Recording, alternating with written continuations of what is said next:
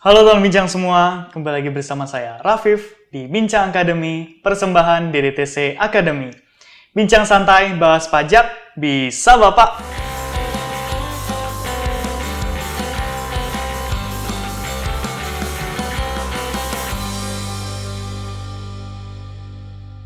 Teman bincang tahu dong, kita sebagai praktisi pajak dalam menghadapi sengketa pajak harus memahami dasar-dasar hukum yang mendasari argumentasi kita dalam sengketa pajak. Teman bincang tahu nggak? Dalam menghadapi sengketa pajak, kita harus memiliki sebuah hard skill, yaitu memahami dasar-dasar hukum baik itu domestik maupun internasional yang berkaitan dengan sengketa pajak yang sedang kita hadapi. Tapi selain itu, ada yang harus kita perhatikan juga nih, yaitu sebuah soft skill, bagaimana cara menulis, menyusun, serta menyampaikan argumentasi hukum dalam sengketa pajak tersebut. Nah, dalam bincang akademi kali ini, kita akan membahas mengenai bagaimana sih cara menyusun dan menulis legal argument dalam pengadilan pajak. Dalam membahas topik tersebut, kita telah mengajak Kak Yurike Yuki. Selamat datang, Kak Yuki. Halo, makasih Rafif. Gimana Kak kabarnya? Baik, apa kabar Rafif? Saya juga baik, Kak. Boleh tolong ceritakan sedikit, Kak, bagaimana kebiasaan sehari-hari di kantor ini? Oke, jadi selama saya bekerja di DDTC itu, saya kan bergabung di tim Transfer Pricing and Litigation ya, Rafif. Jadi, pekerjaan saya sehari-hari itu membantu klien menghadapi proses pemeriksaan, keberatan, banding, sampai peninjauan kembali di Mahkamah Agung. Nah, selama saya berkecimpung di ranah dispute and litigation ini, saya berkesempatan untuk membantu klien untuk menulis beberapa surat tanggapan, surat keberatan, surat banding, memori ataupun sebutannya kontra memori peninjauan kembali untuk disampaikan ke Mahkamah Agung. Nah, selain itu saya juga berkesempatan untuk membantu klien menulis legal opinion atau disebut juga pendapat hukum dan juga teks memorandum untuk keperluan klien. Seperti itu sih. Wah, luar biasa, Kak. Ini berarti sangat relate ya dengan topik kita hari ini. Oke, Kak Yuki. Sebelumnya, saya pengen nanya dulu nih sebelum kita masuk ke main topik. Sebenarnya yang menjadikan bahwa menyusun legal argument itu dengan baik, itu kenapa sih Kak itu menjadi penting? Oke, jadi kalau kita merujuk ke statistik yang ada di website pengadilan pajak, kita bisa lihat bahwa sebenarnya jumlah sengketa pajak yang masuk ke pengadilan pajak setiap tahunnya itu jumlahnya sangat-sangat banyak. Jumlahnya puluhan ribu, seperti itu. Dan cenderung meningkat setiap tahunnya. Oleh karenanya, hakim, khususnya hakim di pengadilan pajak, itu memiliki waktu yang sangat terbatas untuk memeriksa berkas perkara dan juga membaca surat-surat yang disampaikan oleh pemohon banding. Seperti itu. Nah, oleh karena itu, salah satu cara untuk memudahkan pekerjaan hakim adalah dengan kita membuat surat banding yang singkat, yang ringkas, dan juga memiliki argumen yang berbobot dan juga didukung oleh bukti-bukti yang valid, seperti itu. Dan juga poin berikutnya, karena surat banding itu merupakan salah satu acuan utama bagi hakim untuk memutus sengketa di pengadilan pajak. Oleh karenanya, surat banding yang menarik untuk dibaca itu sebenarnya bukan menjamin untuk wajib pajak itu bisa menang sih, cuman ya paling tidak pasti meningkatkan probabilitas bagi si pemohon banding untuk bisa memenangkan sengketanya di pengadilan pajak, seperti itu. Makanya menulis surat banding yang menarik untuk dibaca itu penting. Oke, jadi meningkatkan kesempatan tadi itu dengan cara tadi ya, kita memudahkan hakim dalam pekerjaannya dan juga gimana sih cara mereka bisa tertarik nih membaca argumentasi kita gitu. Betul. Ya Kak. Oke, boleh dong Kak dibagi gimana sih tips and triknya selama kemarin bekerja kalau dalam menyusun argumentasi hukum ini dalam pengadilan? Oke, tips and trik ya. Mungkin poin yang pertama sebenarnya ini bukan poin yang teknis sih, tapi menurut saya ini lebih ke filosofi. Jadi menurut saya yang sangat penting untuk dijadikan pegangan bagi setiap orang, siapapun yang menulis, itu adalah care atau kepedulian. Jadi peduli terhadap apa? Ya, terhadap produk apapun yang kita kerjakan. Seperti itu. Contohnya, kalau kita sebagai konsultan ya peduli dengan apapun yang kita tulis, produk apapun yang kita berikan kepada klien, seperti itu. Nah, dengan kita peduli, percaya tidak percaya, itu akan otomatis meningkatkan kapabilitas kita dalam menulis. Contohnya, kalau di praktik seringkali kita bisa lihat bahwa seseorang itu peduli nggak sih dengan apa yang ia kerjakan ya lewat argumennya yang ia tuangkan dalam tulisannya atau cara ia berargumen di pengadilan pajak. Seperti itu. Nah, apabila seorang pengacara itu peduli sama apa yang ia kerjakan, otomatis dia pasti akan meluangkan waktu lebih untuk mencari cara untuk mengimprove argumennya. Apakah itu untuk lebih menarik untuk dibaca, lebih persuasif, lebih bisa meyakinkan hakim, atau lebih sesuai dengan urutan berpikir yang logis, dan sebagainya. Jadi menurut saya, poin pertama yang harus dipegang adalah kepedulian sih, seperti itu. Nah, poin berikutnya yang penting juga adalah know your audience, seperti itu. Jadi, sebelum kita mulai menulis, kita itu harus mengetahui nih, sebenarnya kita itu nulis tuh untuk siapa sih? Siapa sih yang akan membaca tulisan kita? Audiens kita itu siapa? Apakah kita menulis untuk klien? Apakah menulis untuk hakim? Atau misalkan ke DJP, seperti itu. Nah, contohnya, apabila kita mau menulis nih surat banding untuk hakim, ya pastikan bahwa surat banding itu isinya tidak bertele-tele atau ya panjang gitu, ratusan halaman seperti itu. Maksudnya kalau ratusan halaman tapi isinya berbobot ya nggak apa-apa gitu. Tapi kalau misalkan ratusan halaman tapi isinya hanya muter-muter saja, itu kan ya kan seperti yang saya bilang di awal, kita kan mau di sini mau membantu hakim ya, untuk mereka istilahnya mempermudah pekerjaan hakim, seperti itu. Oleh karena itu, posisikan diri kita itu sebagai storyteller. Jadi sesuaikan tulisan yang mau kita buat untuk si pembaca, nanti pembacanya itu siapa. Seperti itu. Nah, poin berikutnya itu adalah kita harus planning argumen kita dulu sih dari awal. Jadi plan your argument. Nah, ada satu quotes yang menurut saya menarik dari Albert Einstein. Jadi dia itu bilang kalau misalkan saya nih dikasih waktu 1 jam untuk menyelesaikan suatu masalah, saya akan spend waktu 55 menit untuk mengetahui apa sih problemnya sebenarnya, dan 5 menit berikutnya untuk mencari solusinya. Nah, artinya apa sih? Jadi sebenarnya sebelum kita mulai menulis, pikirkan terlebih dahulu seluruh argumen yang ingin kita sampaikan. Seperti itu. Jadi biasanya saya sih kalau misalkan sebelum mulai menulis, saya akan baca dulu seluruh fakta kasusnya. Saya catat poin-poin yang penting dalam misalkan 1 kertas kosong. Saya bikin mind map seperti itu. Jadi saya bikin kerangka berpikir. Mulai dari ide di tengah, apa sih permasalahannya, kemudian solusi-solusi yang bisa diberikan dalam kasus ini itu apa gitu. Jadi urutannya adalah pertama sebelum kita menulis itu adalah membaca dulu. Karena nggak bisa kita mulai menulis itu tanpa membaca terlebih dahulu. Betul. Jadi membaca, habis itu kita brainstorming, habis itu baru kita plan nih argumen kita tuh apa sih yang akan kita sampaikan nanti di dalam tulisan kita. Seperti itu. Nah, karena tulisan yang baik menurut saya itu adalah tulisan yang sifatnya tuh mengalir gitu. Jadi orang tuh pembaca tuh membacanya enak gitu karena alur berpikirnya itu ya mengalir dan bisa ibaratnya memandu pembaca untuk mengikuti argumen kita mulai dari ide pembuka sampai ke kesimpulan, seperti itu.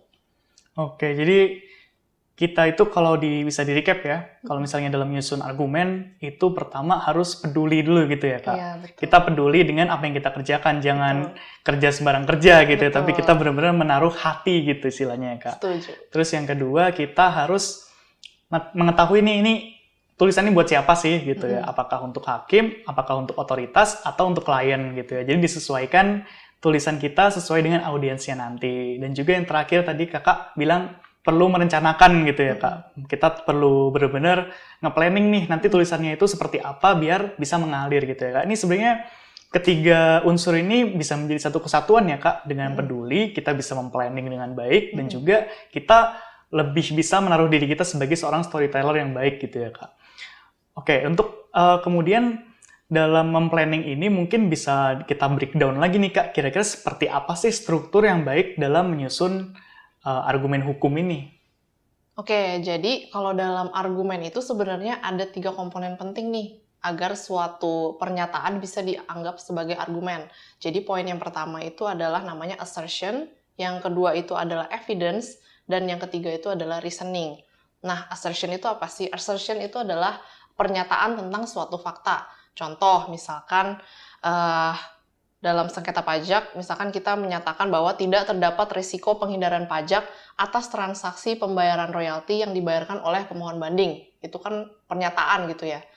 Nah, pernyataan ini harus didukung oleh reasoning dan evidence. Jadi nggak bisa cuman kita menyatakan sesuatu tanpa didukung oleh bukti tambahan kalau di dalam opini hukum atau legal writing seperti itu.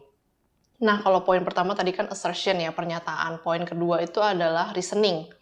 Nah, reasoning adalah bagian dari alasan dari pernyataan yang tadi kita sampaikan di awal. Contoh, tadi kan kita bilang, tidak terdapat risiko penghindaran pajak atas pembayaran royalti yang dibayarkan oleh pemohon banding. Di sini kita tambahkan, karena lawan transaksi tidak berkedudukan di negara dengan tarif pajak rendah. Nah, itu kan ada reasoningnya. Nah, tapi reasoning aja tuh belum cukup. Ya, jadi untuk mendukung argumen kita, untuk mendukung reasoning yang tadi kita sampaikan, kita itu harus menyertakan bukti untuk mendukung argumen kita. Nah, dalam mengutip evidence ini, kita bisa memasukkan sumber hukum tertulis dan sumber hukum tidak tertulis. Contoh sumber hukum tertulis itu apa? Ya, peraturan perundang-undangan atau perjanjian. Kalau sumber hukum tidak tertulis, itu bisa luas sekali sih. Jadi, salah satu contohnya adalah putusan pengadilan pajak di negara lain, atau pendapat ahli dalam jurnal hukum, atau bisa juga guidelines internasional yang dipublikasikan oleh badan internasional. Seperti itu, seperti OECD ataupun UN model. Nah, kedua hal ini menjadi sangat relevan untuk digunakan karena khususnya dalam sengketa transfer pricing ya, karena kan sengketa transfer pricing itu kan dalam ranah pajak internasional. Jadi di sini kita masih harus mengetahui nih best practice-nya di dunia internasional itu seperti apa sih. Nah, salah satu caranya adalah dengan mempelajari case law atau putusan pengadilan pajak di negara lain terkait dengan isu transfer pricing yang sedang kita sengketakan ini, seperti itu. Nah, karena putusan-putusan hakim di luar negeri itu kan sudah banyak kan dipublish ya online, jadi bisa lah kita akses dengan mudah. Banyak juga praktisi-praktisi ataupun akademisi yang sering mengkritisi putusan tersebut, seperti itu. Jadi itu sangat-sangat berguna untuk mendukung argumen kita. Oke, nih sekarang saya kasih contoh mungkin. Tadi kan dibilang argumen pernyataannya itu adalah tidak terdapat risiko penghindaran pajak atas transaksi pembayaran royalti oleh pemohon banding karena lawan transaksi tidak berkedudukan di negara dengan tarif pajak rendah. Nah, untuk mendukung pernyataan ini agar bisa disebut sebagai argumen, biasanya saya akan memasukkan 3 evidence nih. Yang pertama itu saya akan mengutip peraturan terkait, contohnya misalkan bisa dari Undang-Undang Pajak Penghasilan, ataupun dari penjelasannya, ataupun dari Per 22 tahun 2013, atau bisa juga dari SE 50 tahun 2013. Itu kan yang pertama. Yang kedua itu, saya bisa juga mengutip sumber hukum tidak tertulis, seperti yang tadi saya bilang, putusan pengadilan pajak luar negeri, atau pendapat ahli yang di dalam jurnal hukum, seperti itu. Dan juga yang terakhir, sebutkan juga nih fakta yang terjadinya itu seperti apa. Apakah betul-betul si lawan transaksi ini tidak berkedudukan di negara dengan tarif pajak lebih rendah. Nah, contohnya kita bisa mengutip report country guides, itu kan biasanya sudah banyak dipublikasi online ya, seperti itu. Nah, itu dikutip di dalam surat banding kita, seperti itu. Dan juga poin penting lainnya dalam membangun argumen ini adalah hindari menyatakan suatu hal yang tidak didukung oleh bukti yang valid. Contohnya, misalkan kita menyatakan dalam kebanyakan kasus, korporasi seringkali melanggar standar etika dengan cara yang tidak disukai oleh masyarakat.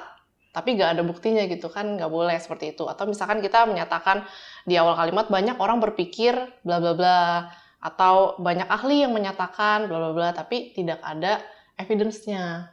Nah, itu belum bisa dinyatakan sebagai evidence gitu. Karena kalimat yang sifatnya mengklaim sesuatu itu kan butuh yang namanya evidentiary support. Nah, oleh karena itu tanpa adanya bukti yang valid untuk mendukung argumen kita, itu ya bisa menjadikan kredibilitas dari argumen yang kita sampaikan menjadi dipertanyakan. Seperti itu. Nah, selain itu poin yang tidak kalah penting juga nih dalam poin evidence adalah pada saat kita menyampaikan berkas persidangan berkas surat banding ke pengadilan pajak, itu lebih baik kita sampaikan juga nih evidence-evidence atau kutipan-kutipan yang sudah kita sebutkan di dalam surat banding kita. Jadi kita lampirkan di dalam berkas surat banding kita. Kenapa ini menjadi penting? Karena yang pertama itu untuk memastikan bahwa semua argumen yang sudah kita sampaikan itu didukung oleh bukti-bukti yang valid loh, dan bisa dipertanggungjawabkan ibaratnya secara kata per kata. Oke, nah yang kedua itu untuk memastikan bahwa kita sudah menyampaikan seluruh argumen dan disertai oleh bukti-bukti yang kita sebutkan ke pengadilan pajak. Jadi misalkan apabila putusan pengadilan pajak kelak memutus istilahnya unfavorable untuk kita, atau pada putusannya kita lihat ternyata hakim di pengadilan pajak tidak mempertimbangkan beberapa poin yang telah kita sampaikan nih. Nah, nanti ini bisa jadi pegangan yang kuat untuk kita mengajukan peninjauan kembali ke Mahkamah Agung gitu. Dan ya istilahnya kita bisa bilang bahwa ke Mahkamah Agung, ini loh bukti-bukti yang sudah pernah kita sampaikan pada saat di tingkat banding pengadilan pajak, kita sudah sampaikan semuanya, ini buktinya, dan ternyata tidak dipertimbangkan oleh majelis hakim. Nah, itu bisa jadi poin yang sangat kuat nanti buat kita mengajukan peninjauan kembali di Mahkamah Agung. Seperti itu. Oke, kalau tadi kita bicara soal poin argumen ya, menurut saya ada poin berikutnya nih yang masih berhubungan sama argumen dan juga penting. Jadi kalau misalkan saya biasanya menulis surat banding, itu saya selalu meletakkan winning argumen atau argumen yang paling kuat itu di awal tulisan. Kenapa? Karena menurut saya kesan pertama itu memiliki peran yang sangat penting untuk pembaca. Nah, ibaratnya kita tuh harus bisa mencuri perhatian hakim di awal agar hakim ini interest sama kasus yang kita tangani seperti itu. Dan juga sehingga hakim berkeinginan untuk membaca tulisan yang kita sampaikan seperti itu.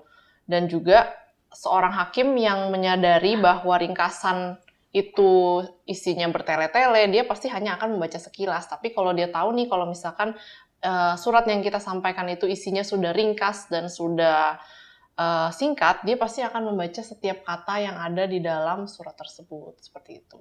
Oke, make sense ya. Jadi emang penting banget kita naruh winning argumen di depan gitu. Betul. Sebagai penarik mata gitu. Betul. Ini kita punya argumen yang benar-benar kuat loh gitu, buat mereka itu bisa baca gitu ya untuk berikut-berikutnya.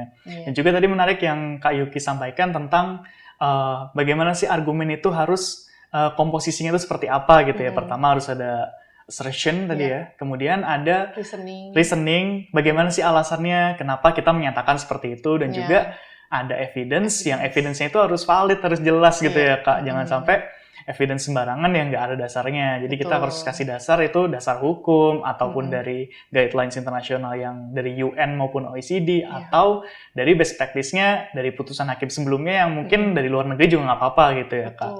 Oke, mungkin ada trik lain nggak Kak yang menurut Kakak itu bisa membuat argumen kita tuh lebih jitu gitu Kak di pengadilan pajak?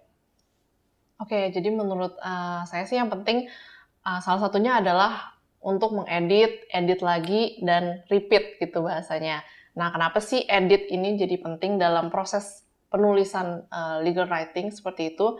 Nah, karena ibaratnya kalau misalkan kita menyerahkan suatu dokumen nih, suatu dokumen tulisan yang banyak kesalahan ketiknya atau banyak salah typonya seperti itu, ya ini seakan-akan kita memberikan sinyal kepada pembaca bahwa kita sendiri pun sebagai penulis belum benar-benar membaca tulisan kita, seperti itu. Nah, kalau misalkan si penulis aja tidak betul-betul membaca tulisannya, kenapa si pembaca harus membaca tulisannya seperti itu? Oke, jadi di sini yang penting itu adalah attention to detail sih. Jadi ketika mengedit ada beberapa hal penting yang harus diperhatikan. Contohnya seperti yang tadi saya sebutkan, typo ataupun kesalahan ejaan atau kesalahan dalam penggunaan PUEB, ya penggunaan pedoman umum ejaan bahasa Indonesia, atau pengulangan argumen, atau misalkan ada pernyataan yang sebenarnya tidak terlalu penting, itu bisa dihapus seperti itu. Dan juga praktiknya kadang sih saya suka, misalkan saya sudah menulis nih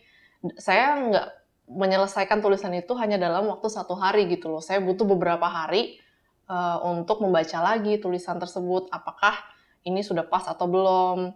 Apakah ada argumen yang bisa saya tambahkan lagi? Karena biasanya dengan memberikan jarak waktu beberapa hari ya, untuk tidak membaca suatu dokumen kemudian kita baca lagi, itu akan memberikan perspektif baru gitu ketika kita membaca ulang dokumen tersebut. Seperti itu. Nah, ibaratnya kalau menulis itu selalu saya pikir ini sebagai lari maraton sih, bukan lari sprint. Jadi nggak harus saya kerjakan hari itu juga harus selesai, enggak gitu. Ada prosesnya gitu. Nah, poin yang terakhir mungkin pay attention to how your document looks kali ya. Jadi menurut saya good visuals itu penting.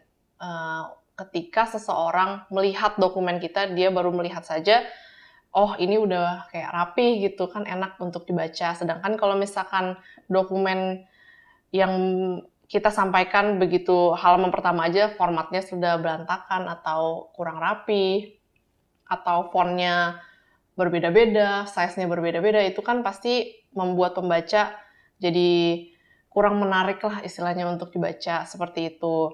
Dan juga seringkali di praktik saya menemukan bahwa tulisan itu yang paragrafnya ibaratnya gemuk. Nah, maksudnya paragraf yang gemuk itu apa sih? Jadi paragraf yang gemuk itu adalah misalkan satu paragraf yang berisi lebih dari 5 kalimat. Nah, jadi idealnya, umumnya satu paragraf itu sebenarnya cukup hanya 4-5 kalimat saja. Seperti itu. Oke, jadi emang kita, ini 2 tips terakhir ini nggak kalah penting dari tips sebelumnya gitu ya. Seberapa pun kita perhatian dengan apa yang kita tulis di argumentasi, tapi kalau delivery-nya itu kurang bagus secara visual gitu, kita akhirnya ya mungkin nggak menarik gitu buat hakim gitu untuk dibaca. Jadi kita harus edit lagi dan repeat gitu ya Kak. Dan juga kita perhatikan bagaimana visual dari dokumen yang kita sampaikan.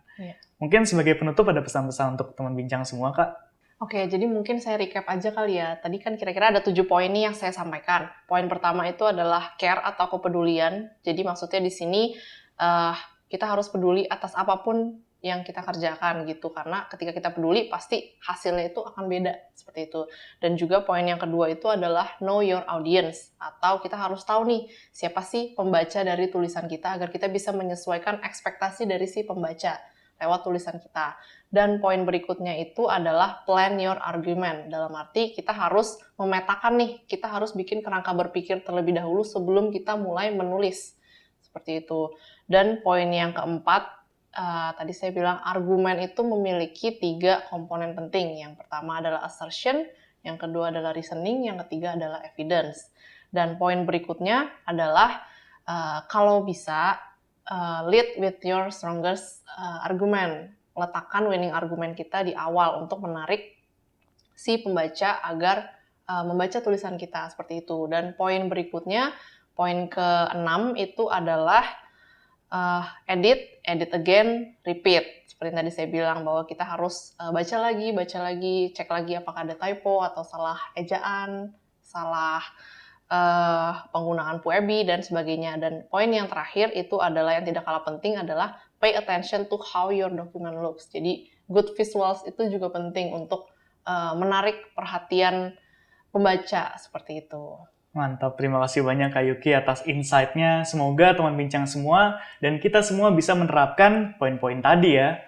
Jangan lupa teman bincang, DDTC Academy akan menyelenggarakan sebuah seminar pada 12 November 2022. Kita akan membahas bagaimana sih strategi sengketa dalam pengadilan pajak dan juga Mahkamah Agung dengan topik transfer pricing. Seminar ini akan diisi oleh Bapak Dani Septriadi dan juga Bapak Yusuf Wangkongantung. Daftarkan diri Anda sekarang juga di academy.ddtc.co.id/seminar. Sekali lagi terima kasih banyak Kak Yuki dan juga terima kasih banyak kepada teman bincang semua yang sudah menyaksikan sampai akhir. Jangan lupa untuk klik like dan subscribe dan klik tombol notification untuk tahu video berikutnya dari DDTC Indonesia. Bincang santai, bahas pajak, bisa Bapak